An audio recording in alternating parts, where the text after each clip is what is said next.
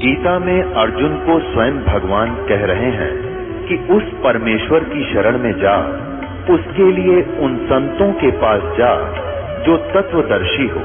इसी प्रकार हजरत मोहम्मद को उनका अल्लाह कह रहा है कि कोई और पूर्ण परमात्मा है। उसको पाने के लिए उन तत्वदर्शी संत की तलाश कर। वो प्रभु कौन है, ये जानने के लिए कृपया अवश्य सुनिए जगत गुरु तत्वदर्शी संत रामपाल जी महाराज के अमृत वचन।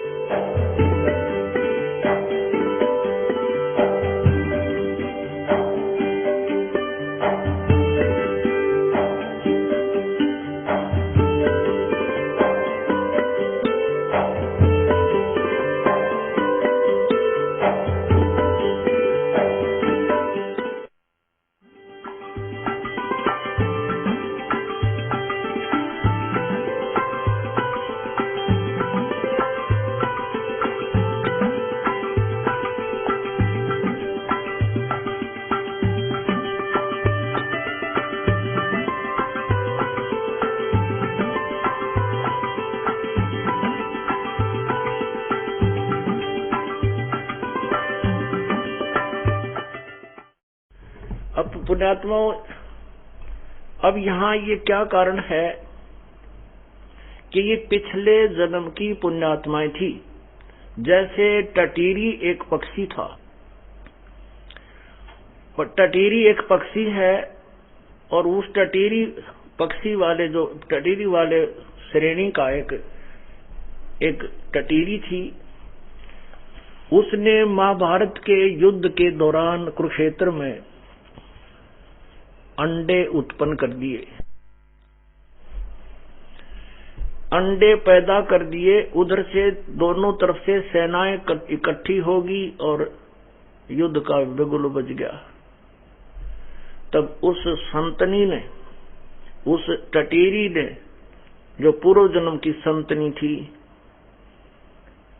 अंतरात्मा से पुकार की, हे परमात्मा, मेरे अंडों की, मेरे बच्चों की रक्षा करो। इंद्र के हाथी का घंटाला टूट गया, बहुत बड़ा घंटा, 88,000 मन का बताया है। वो गिर गया वहां पर उन अंडों के ऊपर। पूरा महाभारत युद्ध समाप्त हो लिया, करोड़ों व्यक्ति मर गए, अग्निबाण चले, लेकिन वो अंडे नहीं खत्म हुए। तो वो न तो कोई पूजा वर्तमान में कर रही थी, ना कोई इष्ट न जाने थी। अंतर की पुकार व ममता बच्चों से की तरफ, उसकी आत्मा की भाषा को भगवान समझता है। उस पूर्ण परमात्मा ने ही आकर के उस टटीरी के अंडों की भी रक्षा की थी। कहते हैं, 100 छल छिद्र मैं करूं अपने जन के काज, अरणक सिपो जो मार दो मैं नरसिंह दर्दों साज। तो ये जो कथाएं उनको रटा करा रखा था, रटा रखी थी कि नामदेव ने दूध पियाया, ऐसे भैंस के सींग में भगवान पैदा हो गया है। और रविदास जी को भी ऐसे ही एक बार राजा ने परेशान किया था, तो उन्होंने भी पत्थर, क्योंकि पहले रविदास जी भी शास्त्र विरुद्ध साधना ही किया करते थे। परमात्मा कबीर जी के शरण में आने के बाद उन्होंने सत्य साधना स्वीकार की थी। तो उस राजा ने भी उनको जान से मारने के लिए धमकी दे दी थी कि या तो मेरे सामने दूध पिला के दिखा रैदास, नहीं तो तेरी गर्दन कलम कर दी जाएगी। क्योंकि रविदास जी ने भी पहले दूध पिलाया था। रविदास जी के माता पिता ने भी जन को यही कह दिया था कि मेरे बेटे ने पत्थर के भगवान श्री कृष्ण जी को, ठाकर जी को दूध पिला दिया। तो रविदास जी की प्रार्थना से भी दूध पत्थर ने, उस परमात्मा ने पिया था, पत्थर ने नहीं पिया था। परमात्मा प्रगट हुए, दूध पिया, अंतर्जान हो गए थे। ऐसे नरसिंह जी जो थे वो भी मूर्ति पुजारी ही थे। तो यहां कह रहे हैं कि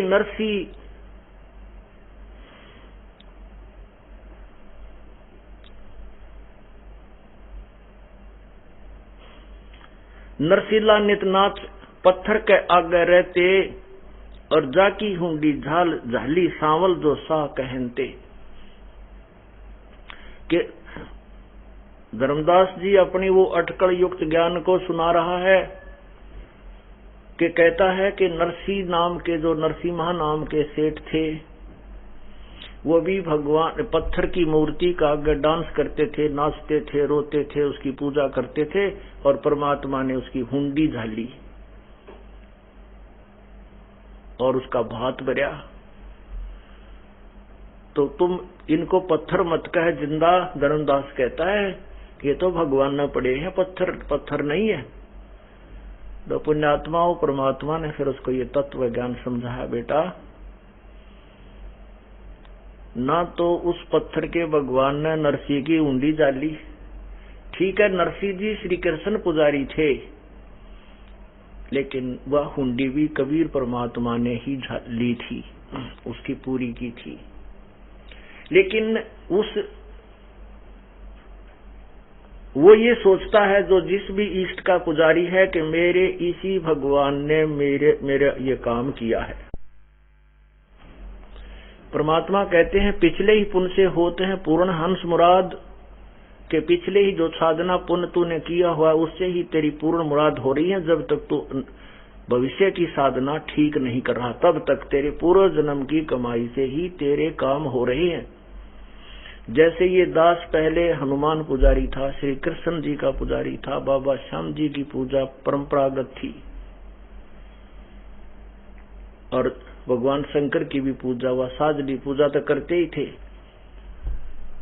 और जो भी कोई घर में सुख होता था, जैसे पास हो जाते थे कक्षा में तो जय हो बाबा श्याम जी की, जय हो भगवान कृष्ण जी की, जय हो शिव जी महाराज की, भगवान विष्णु की जय हो, उनके गुण गाया करते थे कि इन्होंने हमें पास कर दिया।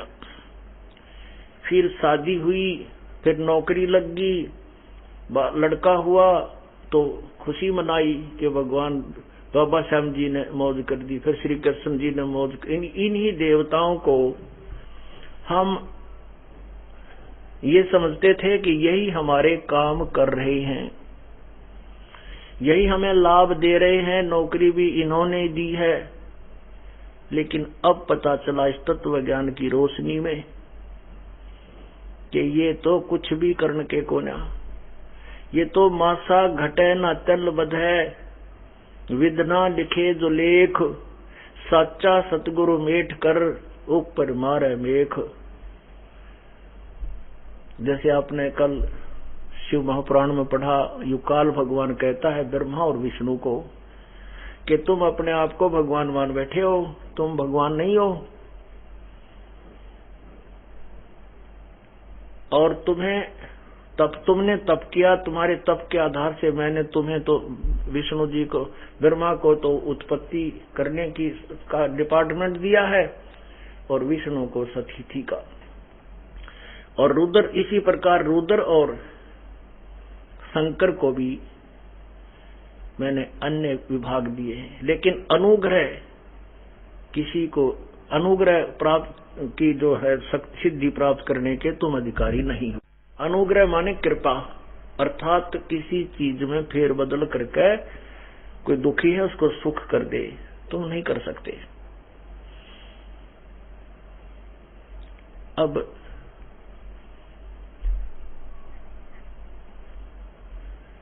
वो परमात्मा, आप विचार कीजिए, ये काल उन पुण्यात्माओं का दुरुपयोग करता है जो कभी परमेश्वर के चरणों में रहे हैं, और वो उस समय सत भक्ति करते थे और किसी कारण से परमात्मा से दूर चले गए, पार नहीं हो पाए। जैसे 64 लाख शिष्य हुए थे प्रभु के, जब आज से 600 वर्ष पूर्व परमात्मा यहाँ आए थे, काशी में प्रकट हुए थे। अब उस समय उन्होंने एक लीला की थी जिस कारण से सभी उनसे दूर हट गए थे। वो इतने दयालु हैं कि हमारे पुण्य बनवा जाते हैं कि ये और ज्यादा कष्ट ना उठाएंगे, इनके अंदर भक्ति चलती आ जाएगी और जब भक्ति युग आएगा तब इनको मैं रिचार्ज कर लूंगा। अब आपको एक श्वास का सिमरण जो सतनाम दिया जाता है उसकी बहुत कीमत है। उसकी बहुत वैल्यू है। परमात्मा कहते हैं कि सत नाम पालड़े रंगोरी हो और 14 लोग चढ़ाव राम रंगोरी हो और तो ना 3 लोक पासंग धरे रंगोरी हो तो ना तुले तलाया राम रंगोरी हो। एक श्वास का सिमरन जो सतनाम आपको दिया जाता 2 अक्षर का, जिसमें एक ओम मंत्र है और एक तत्व, जो गीता जी अध्याय नंबर 17 के श्लोक 23 में कहा है ओम तत्सत इति निर्देश है ब्रह्मणे त्रिविध समर्थ है। उस पूर्ण परमात्मा सच्चिदानंद घन परमात्मा की भक्ति के लिए ओम तत्सत इस 3 मंत्र के नाम का जाप का निर्देश है। उसमें ओम ब्रह्म का जाप है, ये तत् अन्य मंत्र है वो परब्रह्म का जाप है, और सत्य ये अन्य मंत्र है जो पूर्ण ब्रह्म का जाप है। तो उसमें एक सतनाम का सिमरन की कीमत बताई है। एक श्वास, उस श्वास से जो सिमरन किया जाता है वो कितना कीमती बन जाता है। लेकिन पूर्ण संत से लेकर के, नकली संतों से नहीं। अधिकारी के बिना कोई भी कार्य सफल नहीं होता। जैसे अपॉइंटमेंट लेटर होता है, बालक की नौकरी लगने का पत्र, उसमें 4 लाइन होती हैं। You are hereby appointed for the post of such and such, your salary will be such and such, और नीचे वो लिख देता है, अधिकारी साइन कर देता है, उस बच्चे को सरकारी नौकरी लग जाती है और उसको आजीवन लाभ मिल जाता है। उन्हीं 4 लाइनों को कोई टाइप करके और कोई दस्तखत कर साइन कर दे और उसको कह दे ले तेरी नौकरी लग गई, तेरी भी लग गई, वो नहीं, कोई लाभ नहीं होगा। इसी प्रकार इस नाम को पूर्ण संत से प्राप्त करके ही जाप करने से लाभ होगा। और मर्यादा भंग कर दोगे तो ये नाम खंड हो जाएगा, जैसे नौकरी से निकाल दिया जाता है। तो ऐसी साधनाएं आप जी कितना सुमन करते हो? कम से कम 500, 400, 1000 श्वास के जाप तो अवश्य ही करते होंगे, कम से कम। और एक श्वास की कितनी कीमत है? आप कितने धनी हो रहे हो और जरा सी मर्यादा भंग कर दी, काल के जाल में रह जाते हो। और फिर यहीं पर पुनर्जन्म होता है तो आपकी वो कमाई परमात्मा के साथ की हुई वो अपने आप प्रकट होने लग जाती है। ऐसे लक्षण होते हैं। एक समय नामदेव जी पिछले संस्कार वर्ष इतना भावुक हो गया, एक मंदिर में आरती हो रही थी, ब्राह्मण लोग उसमें आरती कर रहे थे, खड़ा होकर के शाम के समय घंटियां बजा रहे थे। नामदेव जी वहां से घूम आ रहे थे किसी कामवश, इतने आत्म विभोर हो गए, अपने हाथों के जूते उठा करके ऐसे घंटियां बजाते हुए, और उन पंडितों के अंदर उस 20-30 जो पंडित जी खड़े थे उनके अंदर चले गए और मूर्ति के मंदिर के गेट के सामने जाकर खड़े हो गए, ऐसे बजा रहे हैं। अब ब्राह्मण पुजारी ने देखा कि ये छोटी जाति वाला, क्योंकि पहले छुआछूत चरम सीमा पर थी, और कैसे आ गया हम ब्राह्मणों के बीच में मंदिर ठाकुर भगवान के दरबार में, और हाथ में जूते लिए हुए। उसकी बाजू पकड़ के पुजारी ने घसीट के मंदिर के पीछे पटक दिया, और वो पड़े पड़े भी ऐसे कर रहा है। परमात्मा ने क्या किया कि मंदिर का मुंह उस भगत की तरफ कर दिया, नामदेव की तरफ, और पंडित जी पिछली तरफ घंटी पीट रहे हैं।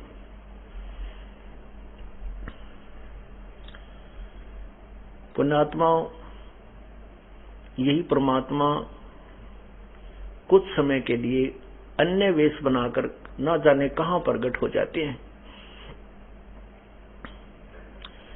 आपने देखा होगा कि यहां एक संत रहते थे, लेकिन उनका ये नहीं मालूम, उन्हें कभी नहीं बताया वो कौन है, कहां से आए थे, कहां के रहने वाले थे। और संत से पहले लोग डरते बहुत थे, उसको ज्यादा छानबीन भी नहीं करते थे। ऐसे वो परमात्मा वहां प्रकट हुए, कबीर परमात्मा एक संत की वेशभूषा बना करके वहां रहने लगे। एक रंका और बंका नाम के पति पत्नी और साथ में उनकी एक पुत्री, वो तीनों परमात्मा के शिष्य हुए। परमात्मा ने उनका अंधेरा हटाया, तत्व ज्ञान समझाया, सतभक्ति पर लगाया। नामदेव जी ने भी उन्हीं का उपदेश लिया। परमात्मा ने उनकी सारी कहानी सुनाई कि बेटा ये तेरे पूर्व जन्म के संस्कार हैं, जिनसे तुम्हें भगवान छोटी मोटी सिद्धियां से चमत्कार हो रहे हैं। ये पूर्व जन्म की बैटरी चार्ज है, भविष्य की साधना तेरी ठीक नहीं है। तो शाम के समय अब गुरु भाई के घर पे गुरु बहन भाई चले ही जाते हैं। नामदेव जी अगले दिन सुबह सुबह उन रंका बंका के घर पर पहुंच गया।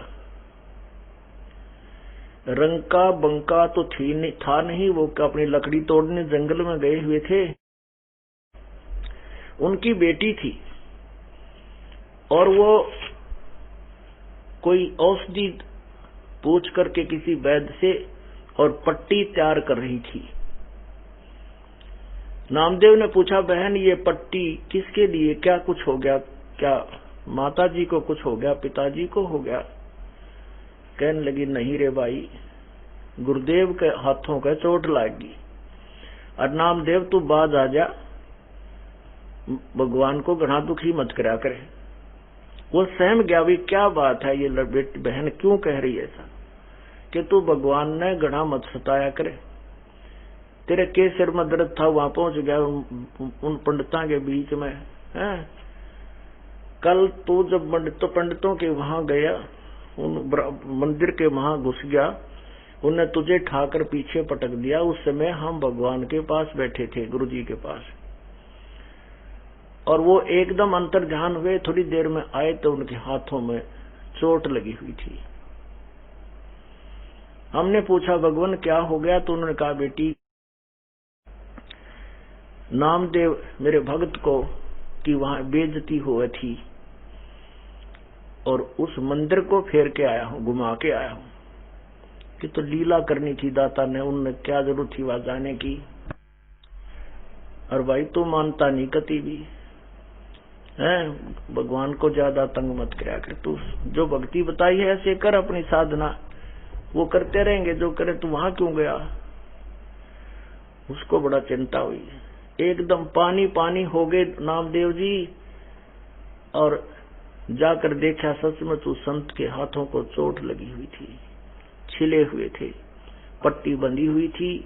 वह लड़की गई, वो पट्टी खोली, दूसरी पट्टी बांधी।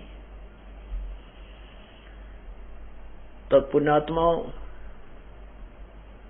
परमात्मा, अब हमने ज्ञान नहीं था, तत्व ज्ञान नहीं था, हम केवल कथाएं ज्यों की त्यों सुनकर वहीं छोड़ दिया करते थे, उसका सार नहीं निकल पाता था क्योंकि तत्व ज्ञान नहीं था।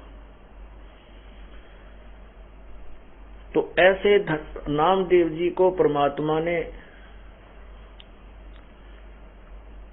ये फिर सतनाम दिया, लेकिन आगे देने का अधिकार नहीं किया। परमात्मा कहते, नामा छिपा ओम तारी, पीछे सोम भेद बचाए बिचारी, सार शब्द पाया जब लोई, आवागमन बहुर ना होई। नामदेव जी ने पहले गुरु भी बना रखा था, कोई संत उससे उपदेश भी ले रखा था, ओम नाम का जाप करता था। वो सोचता था कि तेरे इस ओम नाम के जाप से सब कुछ हो रहा है। परमात्मा ने पीछे फिर उसको वास्तविक ज्ञान दिया। नामा छिपा ओम तारी, नामदेव जी छिपा जाति के अंदर थे, ओम नाम की लो ला रखी थी, तारी माने लो। और पीछे जब सतगुरु मिले तो तब सोहम भेद विचारी, और फिर परमात्मा ने उनको सार शब्द दिया, तब उनका मोक्ष हुआ नामदेव जी का। नामा छिपा ओम तारी, पीछे सोहम भेद विचारी, सार शब्द पाया जद लोई, आवागमन बहुर ना होई।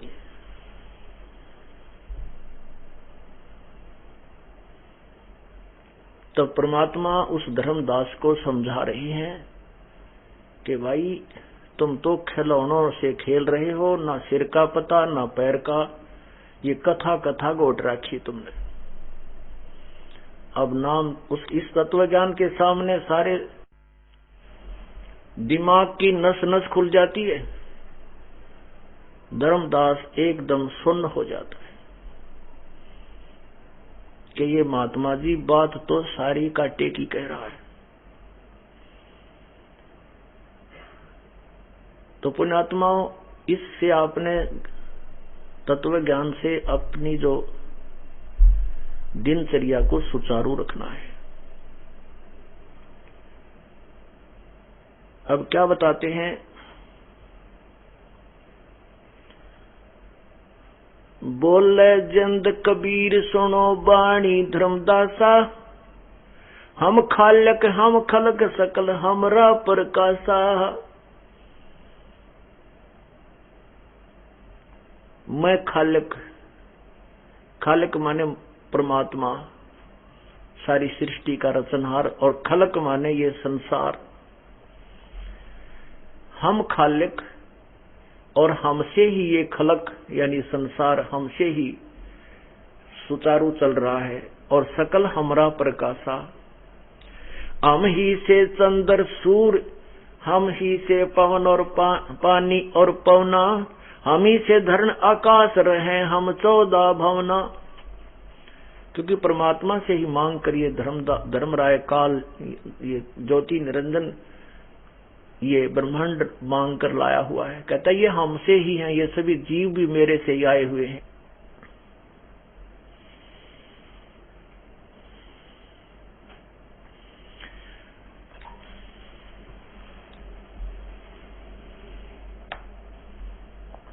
हम ही से ब्रह्मा विष्णु ईश है कला हमारी, हम ही पद परवान कल्प कोट जुग तारी।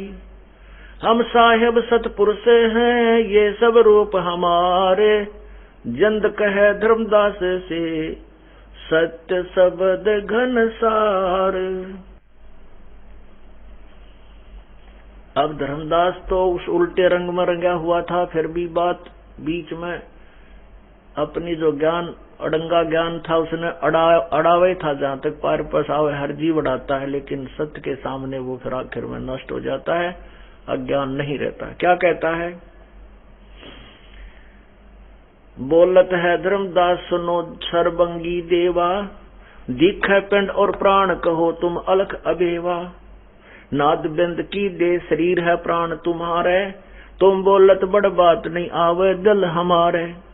खान पान अस्थान देह में बोलत दिसम, कैसे अलख स्वरूप भेद कई है जगदीशम। कैसे चंद और सूर नदी गिरवर पासाना, कैसे पानी पवन धरणी पृथ्वी असमाना। कैसे सृष्टि संजोज वियोग करें किस भांति, कौन कला करतार कौन विद अवगत नाती। कैसे घट घट रम रहे किस विद रहो नियार, कैसे धरती पर चलो कैसे अदर आधार। अब धर्मदास ने तो वो उल्टा ज्ञान अड़ंगा ज्ञान सुन रखा था, जैसे ऋषि में ऋषि भगवान निराकार है, वो वैसे थोड़ा ही सामने प्रकट होता है, और हम ऐसी पूजा की हमारी, भगवान निराकार बताओ, और विष्णु जी की मूर्ति बना ऋषि पूजा कर रहा है धर्मदास जी। क्या कहता है कि बोलत धर्मदास सुनो देवा सर्वंगी देवा, तेरा दिख पिंड और प्राण कहो तुम अलख बेवा। तेरे सारे अंग दिखाई देते हैं, तेरा शरीर दिखाई दे, तू क्या मैं भगवान हूँ, परमात्मा तो निराकार है। अरे तेरा गजब भैया, ये पट्टी पड़ा रखी थी हमारे को। और तुम बोलो बड़ बात, नाद बिंद की दे शरीर है प्राण तुम्हारे, तेरे तो शरीर भी है, और तुम बोलो बड़ी बात नहीं आवे दिल हमारे। और तू क्या भगवान अपने आप को, मेरा मन ना मानता। तो मुझे सारी कहानी बता, कैसे सृष्टि वियोग हुई, कैसे सृष्टि रची गई। परमात्मा क्या कहते हैं, बोलत जिंद अबंध सकल घट साहेब सोई, निर्वाणी निज रूप सकल से न्यारा सोई। सकल से न्यारा होई, हम ही राम रहीम करीम पूर्ण करतारा। हम ही राम रहीम करीम पूर्ण करतारा, हम ही बांधे से तू चढ़े संग पद्म 18। और परमात्मा कबीर जी ने ही श्री रामचंद्र का पुल बनवाया था। पत्थर पहाड़ को, एक बहुत बड़े पर्वत को अपनी सिद्धि शक्ति से हल्का कर दिया था। उस पहाड़ के पत्थर जल पर तैरने लगे थे। हम ही रावण मारा लंक पर करी चढ़ाई, हम ही 10 सिर मार देवतन की बंद छुटाई। हमारी शक्ति से सीता सती और जति लक्ष्मण हनुमाना, हम ही कल्प उठाए करत हम ही अक्षमाना।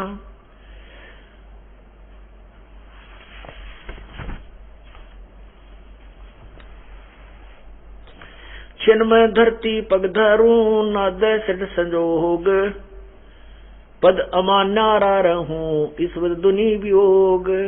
कहते एक पल में, एक क्षण में तो मैं यहाँ हूँ, एक क्षण में सतलोक में होता हूँ। मुझे आने जाने में कोई समय नहीं लगता। और अपने वचन से सारी नाद्य सृष्टि संयोग, मैंने अपने वचन से सृष्टि की उत्पत्ति की थी।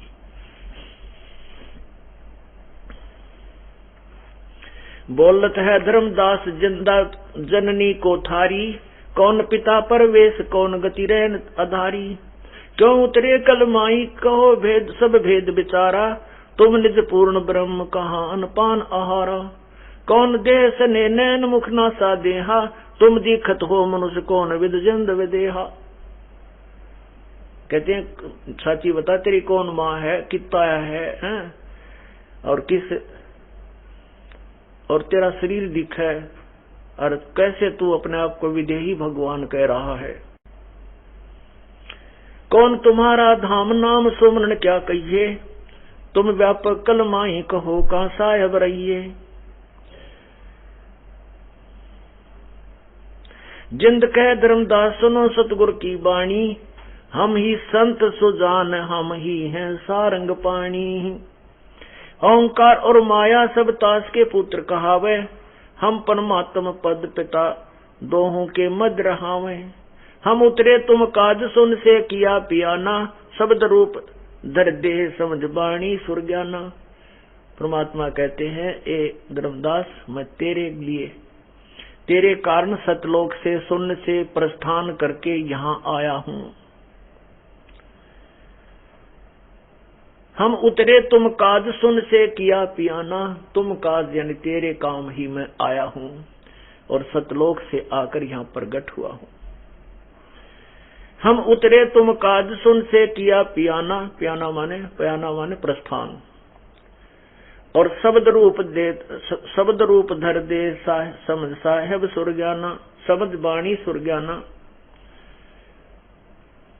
नहीं नाद नहीं व्यंद नहीं ये 5 तत्व आकारम, मेरा तुम्हारे जैसा शरीर नहीं है, 5 तत्व से बना हुआ। गुड़िल्ला ज्ञान अमान हंस उतारूं पारम, नरक परख कर देख 5 भौतिक, नरक परख कर देख 5 भौतिक हमरे नहीं काया, हम उतरे तुम काज नहीं कुछ मोह न माया। ने बोला देख भगवान तुम्हारे प्रमाण देते हैं, देख मेरा हाथ लागे देख, तेरे जैसा शरीर नहीं है, मेरा तो बहुत नरम शरीर है, नाड़ी का बना हुआ शरीर नहीं है, शरीर तो है। यही प्रमाण यजुर्वेद अध्याय नंबर 40 के मंत्र 8 में कहा कि कबीर मनीषी शुक्रम अकायम ऐसनाविरम स्वयंभू परिभू व्यवधाता। व्यवधाता माने भिन्न भिन्न सभी ब्रह्मांडों के रचने वाले।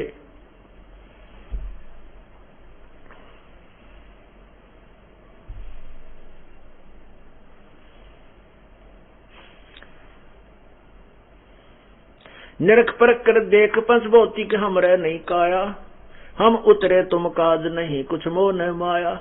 हम तो अपनी प्यारी आत्मा तेरे लिए आया हूँ, मेरा यहाँ कोई लेन देन नहीं है, यहाँ मेरे को कोई किसी से लगाव नहीं है, लेकिन तुम मेरी आत्मा हो, यहाँ फंसे पड़े हो, तुम्हें निकालने के लिए तत्व ज्ञान सुनाने के लिए आया हूँ।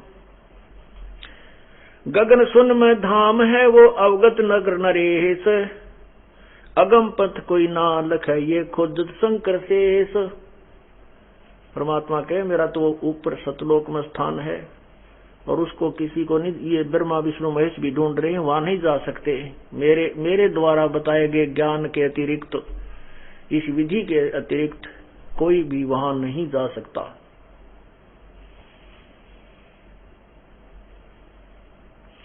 सुन जिंदे जगदीश शीस पग चरण तुम्हारे, पौमी आसन साज कहो तुम अदर उधारे।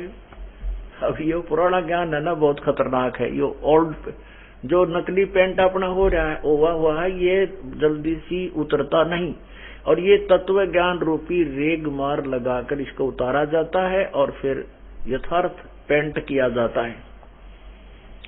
अब फिर बार बार कह है कि सुन जिंदे जगदीश शीश पग चरण तुम्हारे, तेरा सिर रहा, हाथ रहे, पांव रहे, और धरती पर बैठा, और फिर तुम लोगों में ऊपर रहता हूं, वो तेरे की।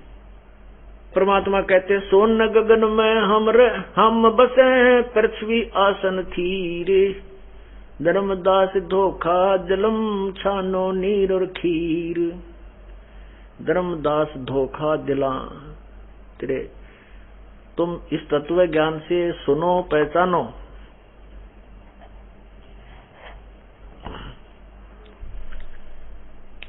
हम हैं शब्द स्वरूप अनूप अनंत अजूनी, हम रहना पिंड और प्राण, हम काया मदमोनी।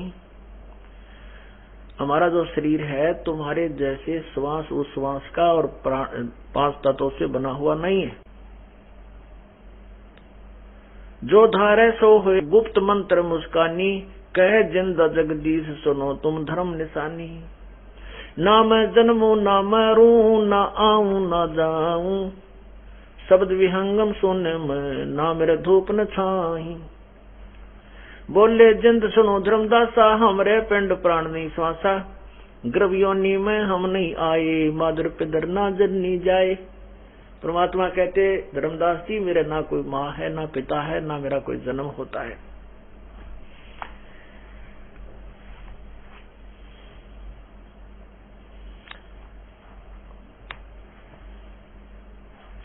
गर्भ योनि में हम नहीं आए, माद पिदर ना जननी जाए। शब्द स्वरूपी रूप हमारा, क्या दिखलावे आचार विचारा। अब क्या बताते हैं परमात्मा, सत्य ब्राह्मण की है हत्या, जो चौका तुम देवो नेता। ब्राह्मण से सत्या जो होई, जल स्नान करत हो सोई। अब जिस तालाब में, मथुरा के उस वृंदावन के तालाब में, उस गंदे पानी में धर्मदास ने स्नान किया था। परमात्मा ने बताया था कि जिस तीर्थ पर तू नहाकर मोक्ष मानता, इसमें तो तुमने ढेर सारे पाप इकट्ठे कर लिए, पुण्य तो है ही नहीं। क्योंकि शास्त्र विरुद्ध साधना करने से कोई पुण्य कोई लाभ नहीं होता, और ये पाप इकट्ठे कर लिए कि जिस तालाब में तूने स्नान किया, धर्मदास तीर्थ में पुण्य करने के लिए आया है, तो इसमें देख कितने जीव जंतु तूने स्नान करते समय हाथ से रगड़ रगड़ कर मार डाले। और जो तुम चौका बनाते हो, रोटी बनाते हो, लीपते हो स्थान को, वहां भी बहुत पाप होते हैं। तो पुण्यात्माओं, जो नए नए भक्त आते हैं वो बहुत विचलित हो जाते हैं कि ये तो हम भी जैसे सत्संग में आते हैं, इसमें भी पाप होते हैं। हम भी खाना बनाते हैं, उसमें पाप होते हैं। हम पोछा भी लगाते हैं, उसमें भी पाप होते हैं। बिल्कुल ठीक होते हैं। तो इसका समाधान क्या है कि जैसे प्रतिदिन हम कपड़ा पहनते हैं और वो कपड़ा हम जानबूझकर मिट्टी में नहीं मिलाते, उसको जानबूझकर गारा मिट्टी नहीं लगाते, लग जाती है, तो उसका समाधान है कि सुबह उनको साफ कर लेते हैं साबुन और पानी से। तो ऐसे जो आपको ये ज्ञान, ये नाम, ये क्रियाएं जो बताई हैं भक्ति की, ये आपके प्रतिदिन के जो हो रहे हैं अनजाने में पाप, जानकर तो हम करेंगे नहीं, अनजाने में भी हो जाते हैं, तो उनको ये स्वाभाविक कर्मों में जो पाप होते हैं, इनको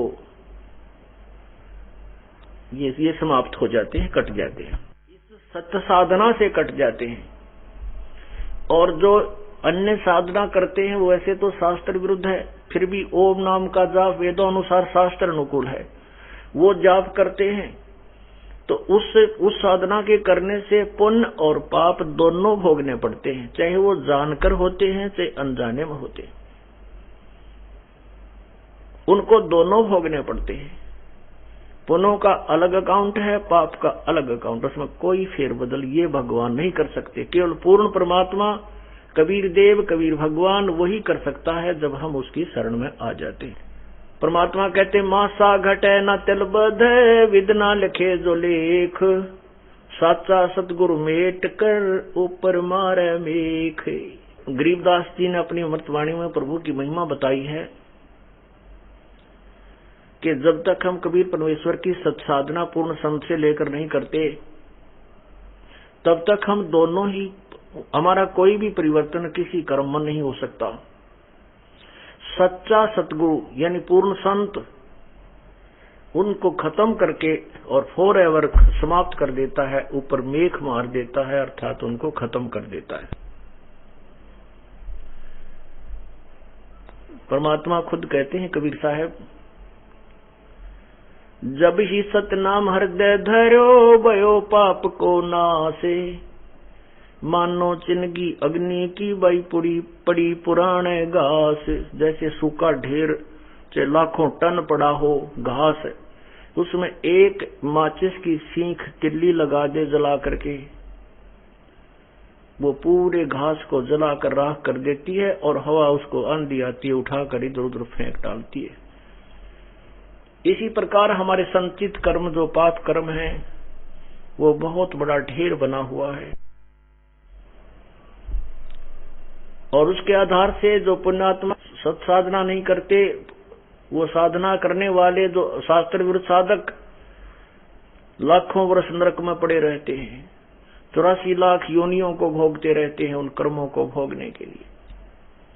वो भोग कर ही समाप्त कर सकते हैं, वो खत्म नहीं कर सकते।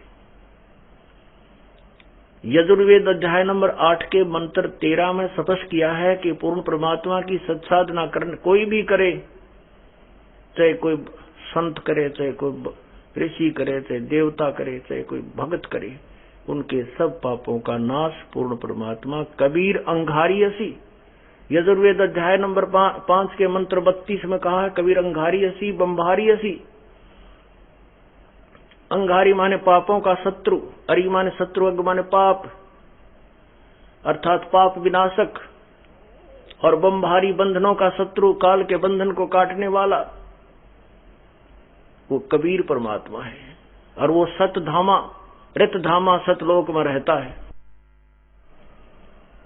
आपको थोड़ी सी झलक यजुर्वेद की दिखाता हूं, जिसमें स्पष्ट किया है कि कबीर अंगारी, अंगारी माने पापों को काटने वाला। ये देखिएगा यजुर्वेद, इसके अनुवादक हैं महर्षि दयानंद सरस्वती। और कहां से ये प्रकाशित है? प्रकाशक हैं सर्वदेशी कार्य प्रतिनिधि सभा 2/5 महर्षि दयानंद भवन, रामलीला मैदान, नई दिल्ली।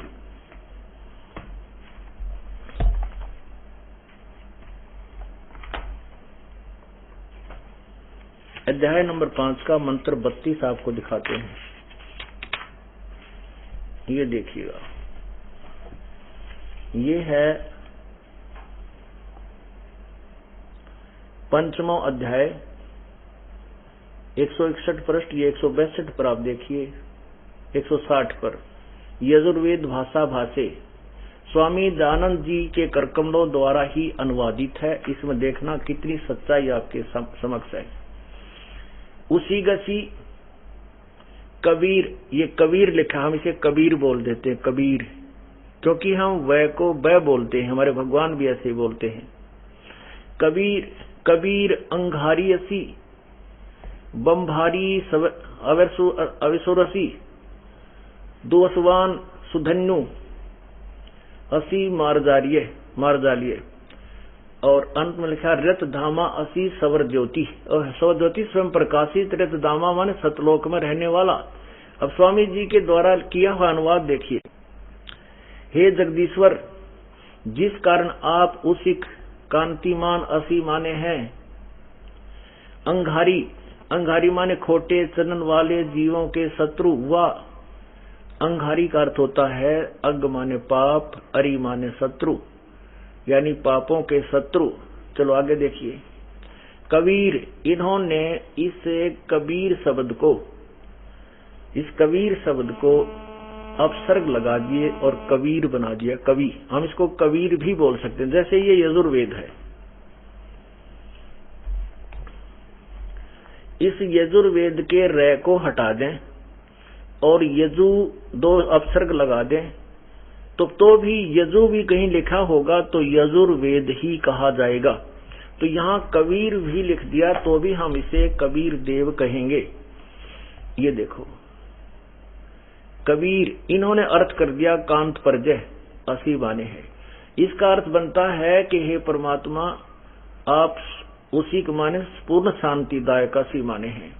ये दास का रहा अनुवाद। आप पापों के शत्रु हैं, इन्होंने लिखा खोटे चलन वाले जीवों के शत्रु।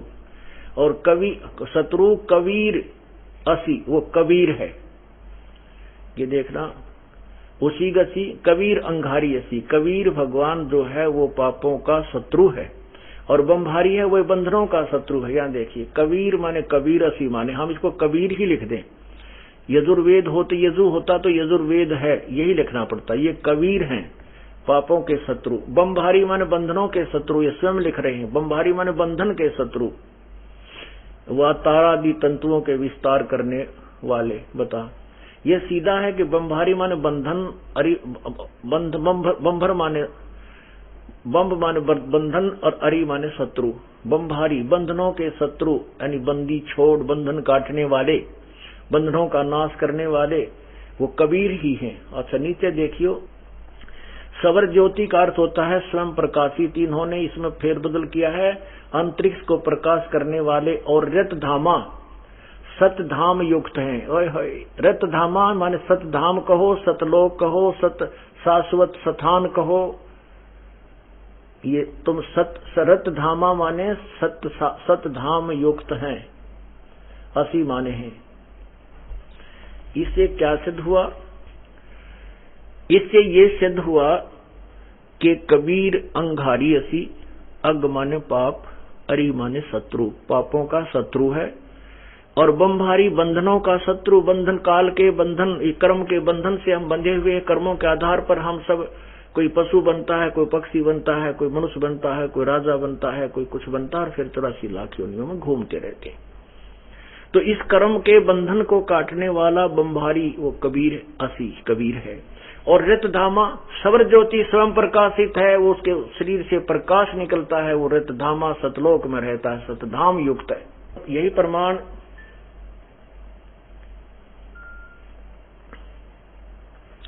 ऋग्वेद मंडल नंबर 9 सूक्त नंबर 96 के मंत्र नंबर 16 से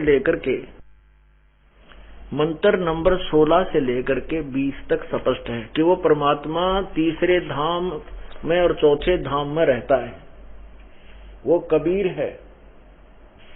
ये देखिएगा ऋग्वेद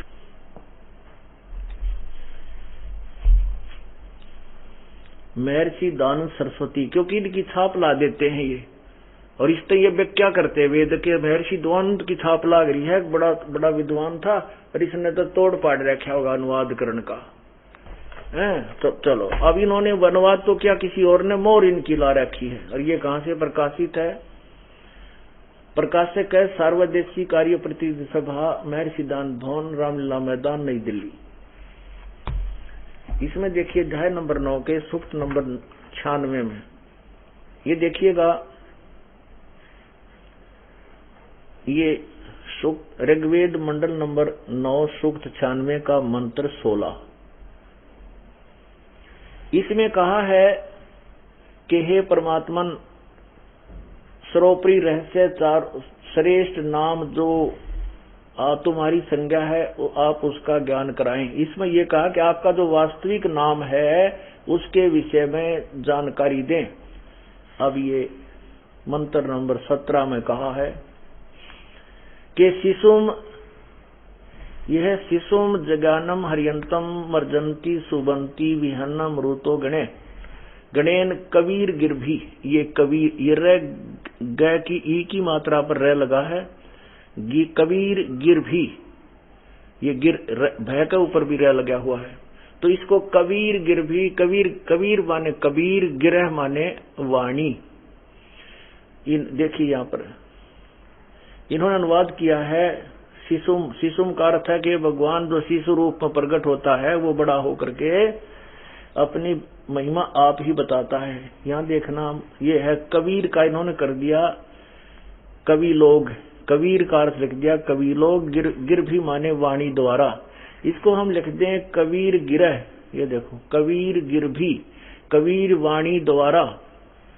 यो कबीर एक बार फिर लिखा, कबीर कबीर, हम इसको कबीर बोलते। संत सोम, वो संत रूप में प्रगट अमर परमात्मा, वो कबीर नाम है उस भगवान का। और वो अपनी कबीर गिरबी, कबीर वाणी द्वारा कावेना लोकोक्तियों के माध्यम से, श्लोकों के माध्यम से अपनी महिमा बताता है।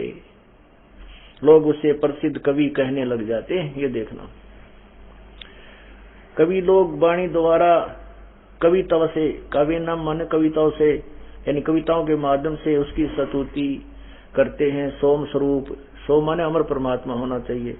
पवित्र हुआ परमात्मा कारणवस्था में अति प्रकृति रेबन यानी गरजता हुआ अतिक्रमण करता है। अब 70वें श्लोक में बताया है, 18वें में 17वें में बताया वो कबीर नाम है और वो संत या ऋषि रूप में प्रकट होता है और उसमें गरज गरज कर ऊंची आवाज में बोल बोल कर अपनी महिमा कविताओं के माध्यम से, लोकोक्तियों के माध्यम से और जनसाधारण को सुनाता है, जिस कारण से वो प्रसिद्ध कवि की उपाधि प्राप्त करता है।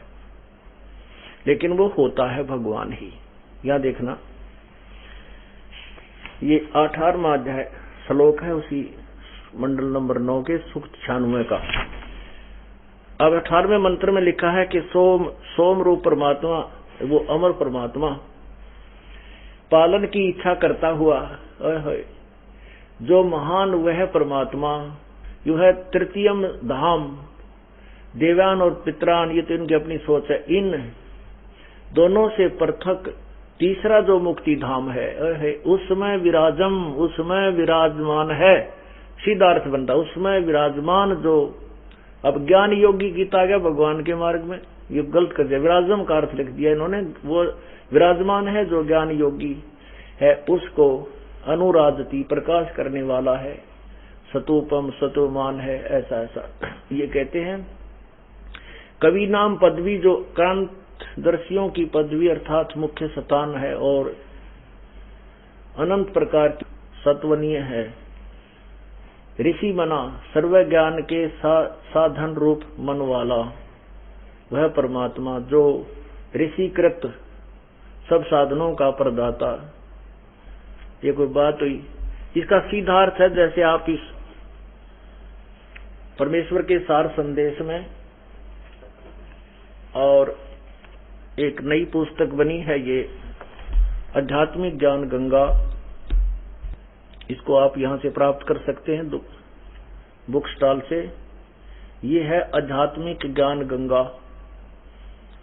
इसके अंदर अब आपको थोड़ा सा इसका अनुवाद सुनाते हैं।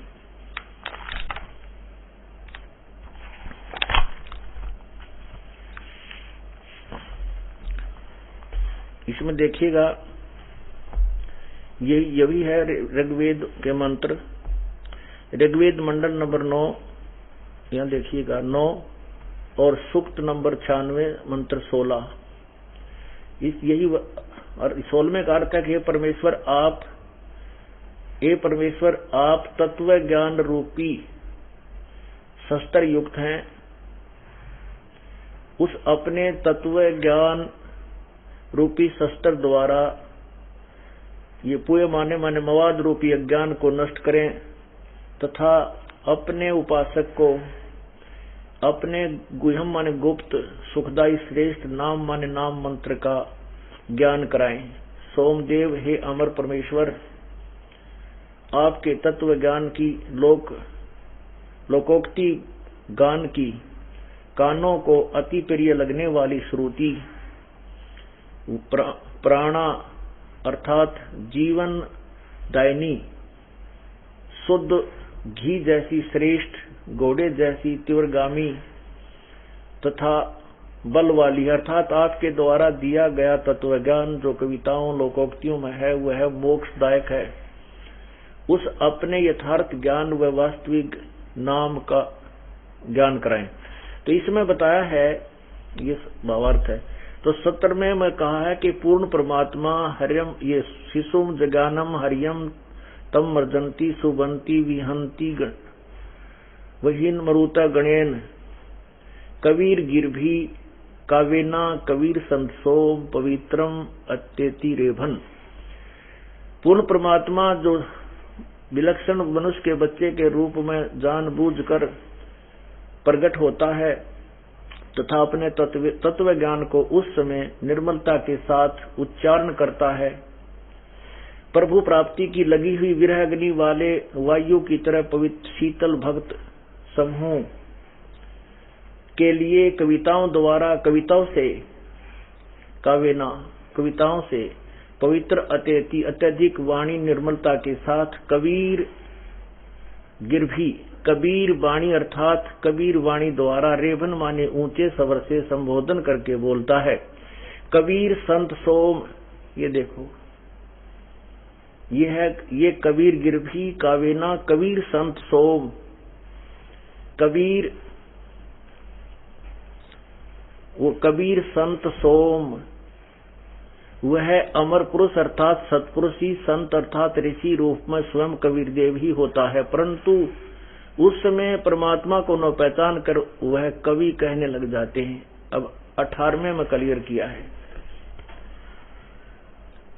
सूक्त 9 मंडल 9 सूक्त 18 में कहा है कि वेद बोलने वाला ब्रह्म कह रहा है कि जो पूर्ण परमात्मा विलक्षण बच्चे के रूप में आकर कवि नाम प्रसिद्ध कवियों की पदवी उपाधि प्राप्त करके अर्थात एक संत या ऋषि की भूमिका करता है, उस ऋषिकृत उस संत रूप में प्रकट हुए प्रभु द्वारा रची हजारों वाणी ऋषि मना संत स्वभाव के वाले व्यक्तियों अर्थात भक्तों के लिए सर्वसा स्वर्ग के तुल आनंददायक होती है। वो वाणी बहुत प्यारी लगती है परमात्मा के अनुयायियों को।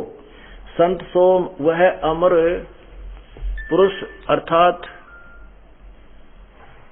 सतपुरुष, तृतीया माने तीसरे, धाम माने मुक्ति लोक में अर्थात सतलोक की मही से सुदृढ़ पृथ्वी को स्थापित करके पश्चात मानव सदृश संत रूप में सतोप माने गुम्बद में ऊंचे टीले जैसे सिंहासन पर विराजमान उराजती उज्ज्वल स्थूल आकार में मानव सदृश शरीर में विराजमान है। ये इसका वास्तविक अर्थ है।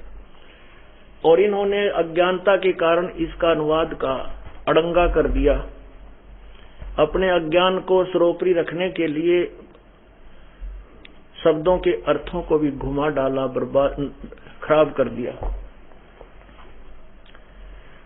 तो ऐसे परमात्मा बता रहे हैं कि जैसे तुम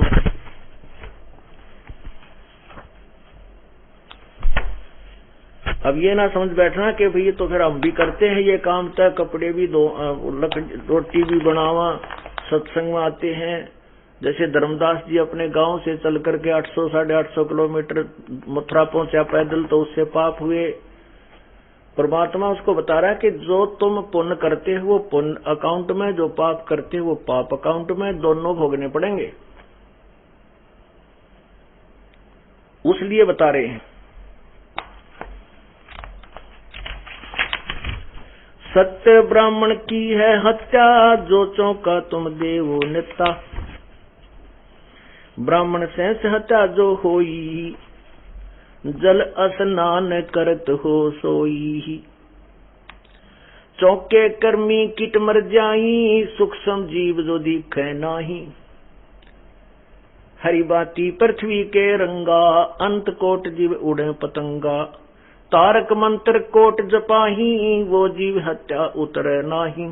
परमात्मा कहते हैं तुम कितने ही तारक मंत्र पार होने के मंत्र करें जाइयो, तुम्हारे इन साधनों से, इन मंत्रों से वो जीव हिंसा, वो पाप कर्म तुम्हारा समाप्त नहीं हो सकता।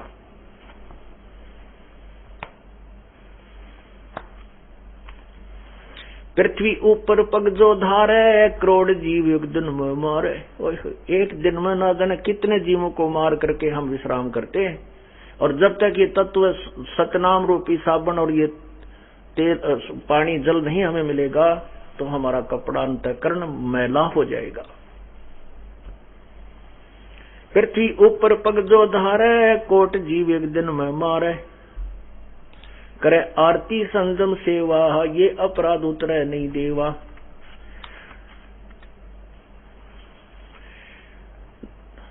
ठाकुर घंटा पवन जकोरे, कोट जीव सूक्ष्म सिर तोड़े। जैसे तुम घंटी बजाते हो, टाली बजाते हो, भगवान की आरती करते समय कह रहा कितने जीवों को जो उस डंडे और उस जो है ना घंटी के ऊपर लगे होते उनको मार रहे हो, ना जाने कितने जीवों को उस समय भी तुम हिंसा कर रहे हो।